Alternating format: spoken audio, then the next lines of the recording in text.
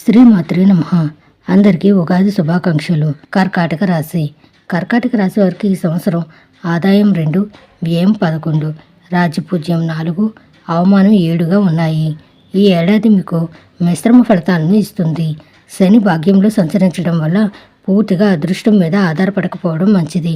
కష్టాన్ని నమ్ముకుంటే నిరాశ ఉండదు. రాహు ఆశ్రమంలో ఉండడం వల్ల ఆరోగ్యాన్ని జాగ్రత్తగా చూసుకోవాలి. రాహు సప్తమ సంచారం ప్రభావంతో భాగస్వామ్య వ్యాపారంలో చిన్నపాటి సమస్యలు ఎదురవుతాయి. జూన్ 2 నుంచి గురువు మీ జన్మరాశిలో ఉచ్చ స్థితిలో ఉంటాడు. ఈ సమయంలో ఆచితూచి అడుగేయడం మేలు. గురువు అనుగ్రహం వల్ల ఆలోచనలో పరిణతి వస్తుంది. అక్టోబర్ 31 తర్వాత గురువు ధనస్థానానికి మారడంతో సంవత్సరాంతంలో ఆర్థిక పరిస్థితి మెరుగుపడుతుంది. గురు శ్లోక పఠనం, దత్తాత్రేయ దర్శనం మేలు చేస్తాయి. ఈ ఏడాదంతా భాగ్యస్థానంలో శనీశ్వరుడు, కుజ, బుధ, శుక్రులు బాగా అనుకూలంగా ఉండడం వల్ల ఉద్యోగ ఆర్థిక విషయాల్లో సమస్యలేవీ ఉండకపోవచ్చు. జూన్ మొదటి వారం నుంచి గురువు ఈ రాశిలో ప్రవేశించడం వల్ల జీవితంలో అన్ని విధాల ఉన్నత స్థితి లభిస్తుంది. అనుకూలతలు, విజయాలు, సాఫల్యాలు ఎక్కువగా కలుగుతాయి. జూన్ వరకు మాత్రం ఆదాయం కంటే ఖర్చు ఎక్కువగా ఉంటుంది. శుభగ్రహాల అనుకూలతల వల్ల ఎటువంటి ఆర్థిక సమస్య అయినా దాదాపు వెంటనే పరిష్కారం అవుతుంది. ఆదాయం స్థిరంగా ముందుకు వెళ్తుంది. ఆదాయ ప్రయత్నాలు బాగా కలిసి వస్తాయి. మొత్తం మీద ఈ ఏడాదంతా ఆదాయానికి, ఆరోగ్యానికి లోటుండదు.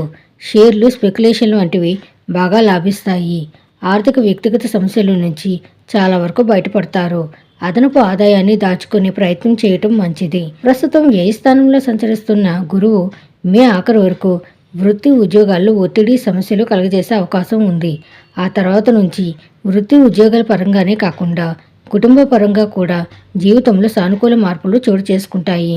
మొదటి 3 నెలలు వృత్తి, ఉద్యోగాల్లో అదనపు బాధ్యతల మీద పడే అవకాశం ఉంది. వ్యాపారాలు సజావుగా సాగిపోతాయి. సమాజంలో గౌరవ మర్యాదలు పెరుగుతాయి. రాజకీయ ప్రముఖులతో పరిచయాలు విస్తరిస్తాయి. ఆదాయం నిలకడగా ఉంటుంది. నిరుద్యోగులకు ఉద్యోగం లభిస్తుంది. ఉద్యోగులకు డిమాండ్ పెరుగుతుంది. వృత్తి, వ్యాపారాలు లాభాలు బాట పడతాయి. కుటుంబ స్థానాధిపతి రవి అనుకూలంగా ఉంటున్నందువల్ల ఆర్థికంగా, కుటుంబ పరంగా సానుకూలతలు చోటు చేసుకుంటాయి. కొత్త ఉద్యోగ ప్రయత్నాలు సఫలం అవుతాయి. నిరుద్యోగులకు బాగా దూర ప్రాంతంలో ఉద్యోగం లభించే అవకాశం ఉంది. దీర్ఘకాలిక అనారోగ్యాల నుంచి కూడా ఉపశమనం లభిస్తుంది. ఇంట్లో శుభకార్యాలు జరుగుతాయి. ఎంతో ఉత్సాహంగా ముఖ్యమైన వ్యవహారాలను పూర్తి చేస్తారు. దాంపత్య జీవితం ఉత్సాహంగా సాగిపోతుంది. విద్యార్థులు కొద్ది శ్రమతో ఉత్తమ ఫలితాలను సాధిస్తారు. ప్రేమ వ్యవహారాల్లో దూసుకుపోతారు. శుభం భూయాత్.